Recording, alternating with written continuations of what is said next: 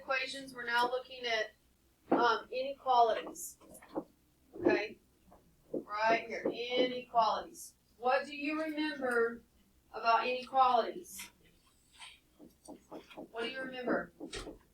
When you multiply or divide? Anyone?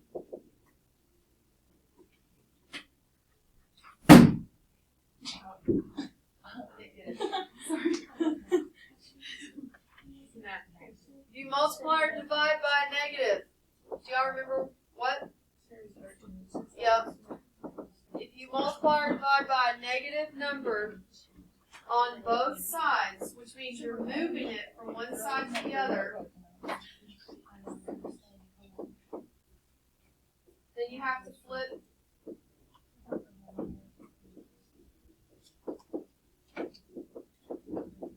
the sign.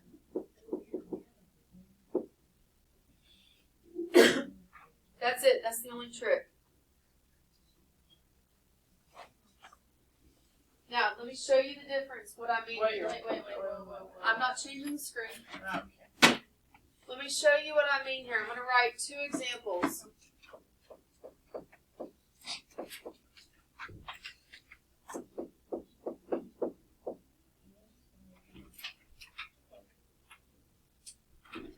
I'm recording it. I want to go back.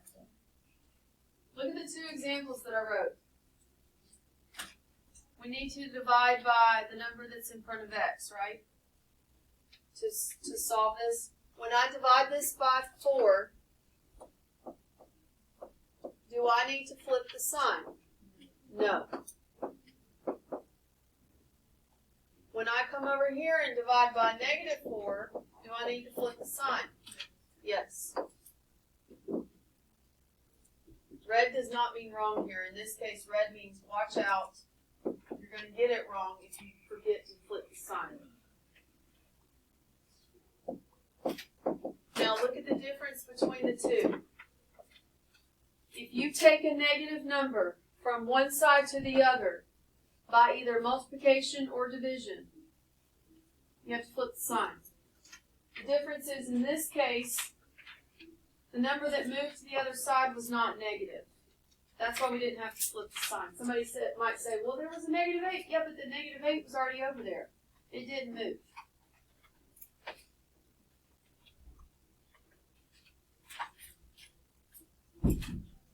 All right, let's try the first example.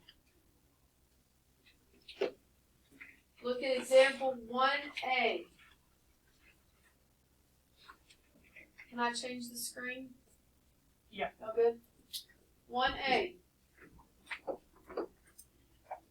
We are solving this. If you need to, drop a dotted line down the middle to remind you of where your sides are. We've got an x term on each side. I'm going to bring one to the other. I'm going to move the -2x by addition. Come over here to its like term. So that's 5x. Bring this down. Bring the sign down. -5 is less than 6. Now what? Add 5 to the right. Now what? Divide by 5, which is ugly. Leave it alone. Just leave it alone.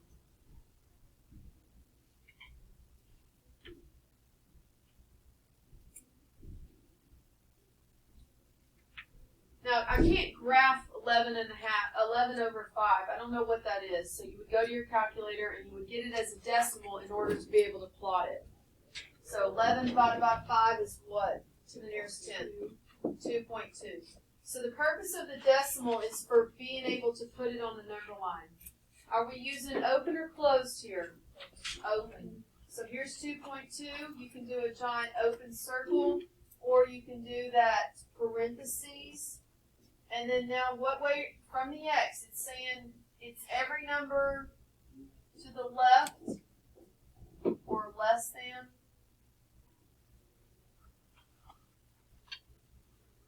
And now you have already been practicing this.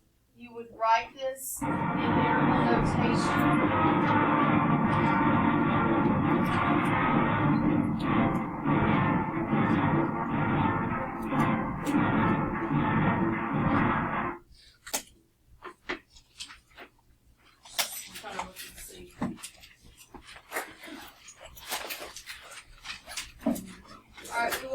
I'm running with this tomorrow at the beginning of class, okay?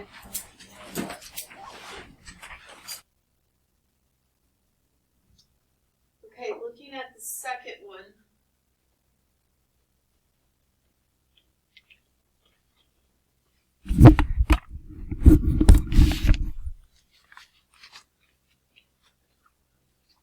You visualize your two sides of the inequality. I'm going to, it doesn't matter which one, I moved this one over so that I would have a positive coefficient there, but it does not matter.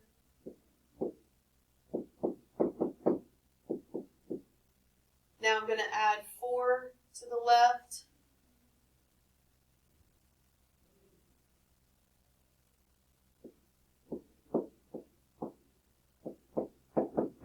So then when I divide by 17, I get 1. Now this is confusing.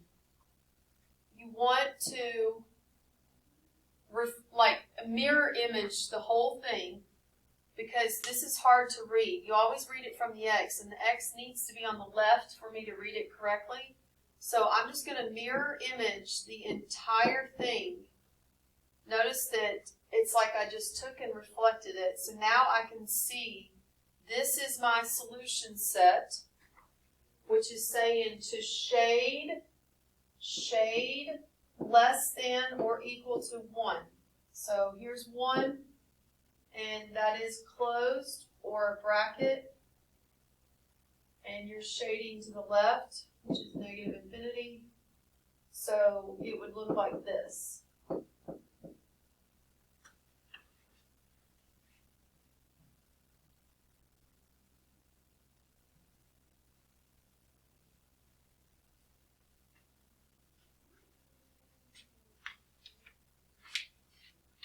Okay.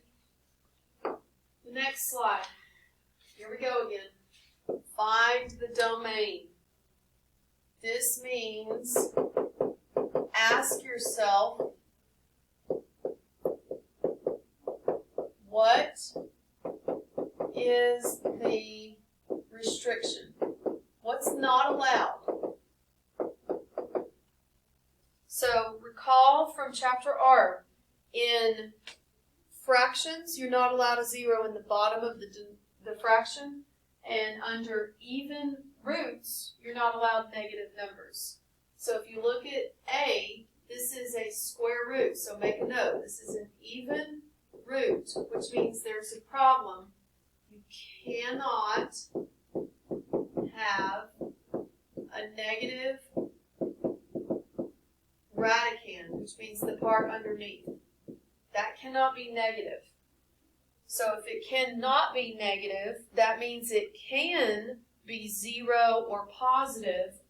So you just take the radicand and you set it greater than or equal to 0, because that's what is allowed.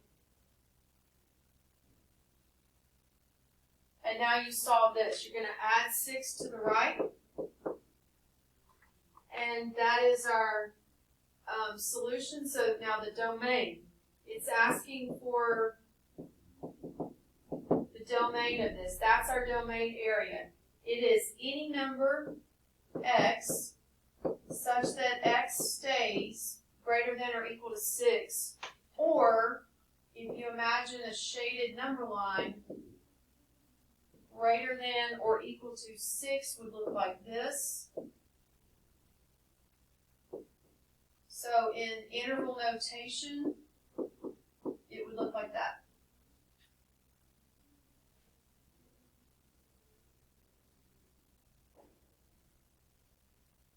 So you can plug any number in this function as long as it's 6 or higher, and you'll stay away from negative radicands. That's how you interpret this. Now B is just ridiculous. B is complicated. We got 2 problems here. We've got a fraction, then we've also got, in the bottom of the fraction, we've got an even root. So think about it. our restrictions are can't have 0 in the denominator. Also, can't have negative radicand, which is what we just did over here. So the adjustment is, this time, focus on the radicand because it's the one that has more possibilities. The radicand has to stay either 0 or positive. But because it's in the bottom of the fraction, that we can't even have 0 here. So normally you would take this and you would say 3 minus x has to stay greater than or equal to 0, but because it's in the bottom of the fraction, we have to take off the or equal to part because you cannot have 0 in the bottom of a fraction. So that's the adjustment here. Instead of it being like this, greater than or equal to, because it's in the bottom of the fraction, it's just got to be greater than. All right, so we're going to subtract 3. And then this is a problem. We're going to divide by -1, which means, don't forget, you've got to flip the sign. So I'm going to put a big exclamation point here for like, watch out, right there. You should have flipped the sign. And then now, what does that look like?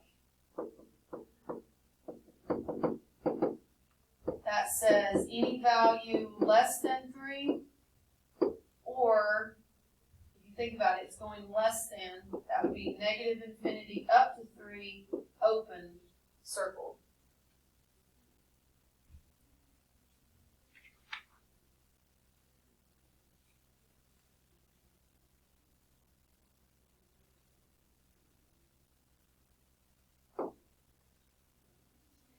Okay, next is compound inequalities.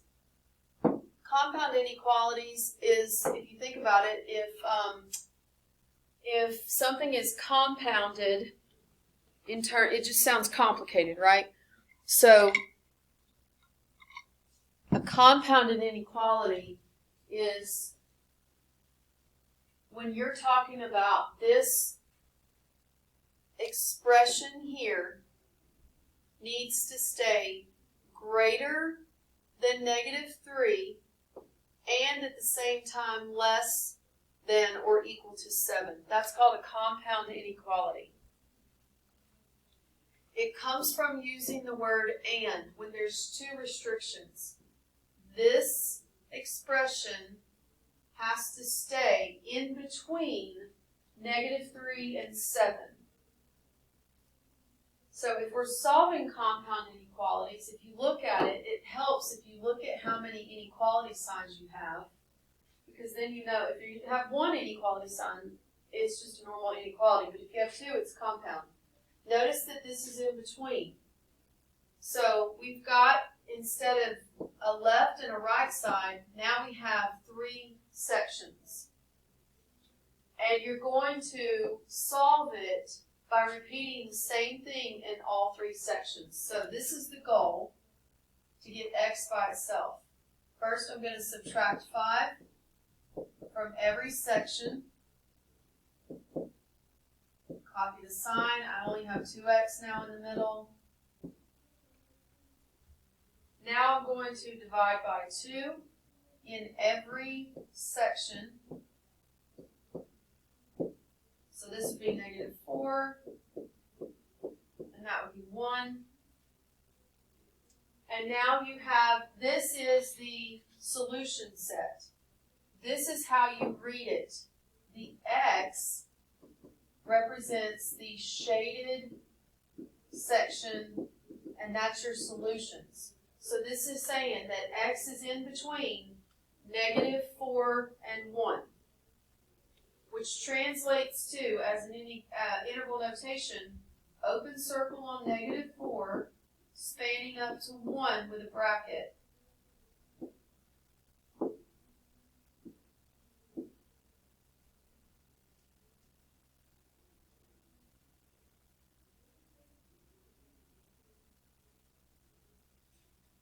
When you have a compound inequality, you are always shading in between when it's an and. When it's an or, you're shading in two sections, if you think about it. Because if you pull any number between -4 and 1, and you plug it in right here, you're going to get a true statement. Now, if you look at this one, look at the difference. This says or. That's because this is two totally different shaded sections. One of them is less than something and the other one is greater than something. So you have to solve them separately. Now you will notice though that this matches in both of them. But they're not written as one inequality because they're going in two different shaded sections. So let's solve it. We're going to get x by itself. I'm going to add 5.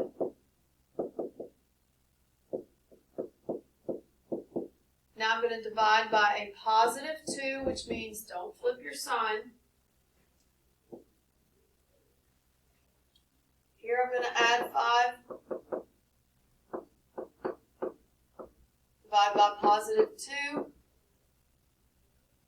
So my solution set is x has to stay less than or equal to -1 or greater than 3. Now here's what it looks like on the graph. Closed circle on -1 and it's going less than. Open circle on 3 and it's going greater than. Interval notation would look like this. Union.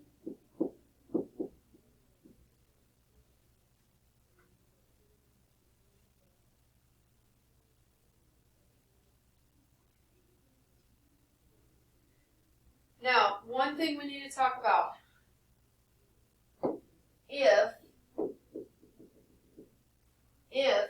you go and shade your number line based on whatever answers you get, if you end up shading the entire number line, that equates to infinite solutions, which means all real numbers, right?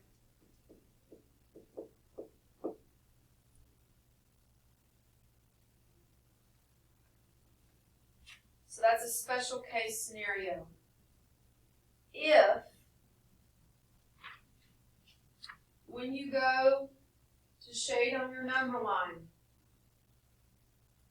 if it's an and problem, and by the way, if it's an and problem, you'll either see the word and, or it's going to be written like this, where it's in between the two inequalities.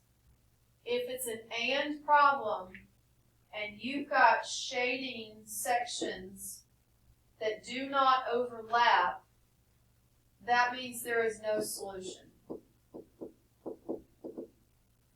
So these don't come up a lot because they're the same answer every time. If the entire number line ends up shaded, it's all real numbers, infinite solutions.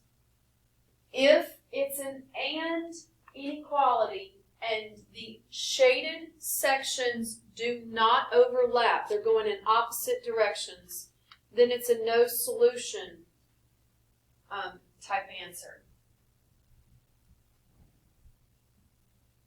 Perfect example right here. Here is an and inequality. This is an and inequality where they're saying x has to be less than -1 and at the same time greater than 4. Well, that's not possible. It's not possible for you to name a number that's less than -1 and at the same time greater than 4. So because of that, the answer would be no solution.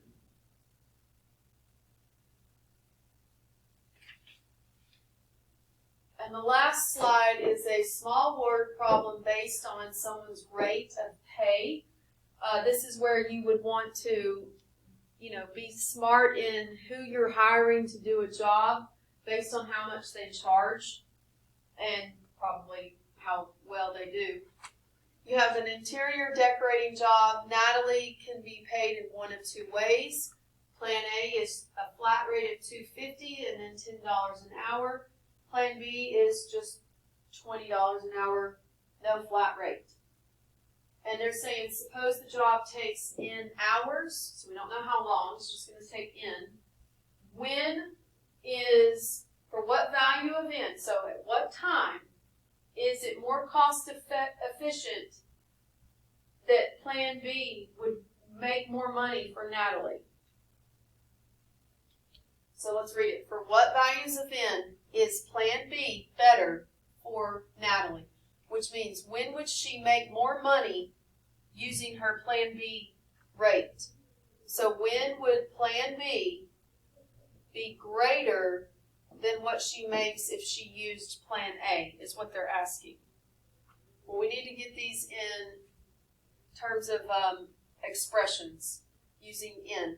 This is a flat $2.50 rate plus $10 an hour. This is just flat $20 or a rate of $20 an hour. They're saying, when is Plan B going to pay her more than Plan A? So just plug it in. Plan B is 20 in. Plan A is 250 plus 10 in. We're going to subtract 10 in. Divide by 10. And the way you interpret this, n stood for number of hours. So if she works more than 25 hours, she will be making more money by using Plan B's rate. If it's a job that does not require 25 hours of work, then she would want to charge by her Plan A rate. So if she's going to work a job that is more than 25 hours of work, then she wants to charge using her Plan B method. If it's a small job that only takes a few hours, then she wants to charge using her Plan A method. And that's it.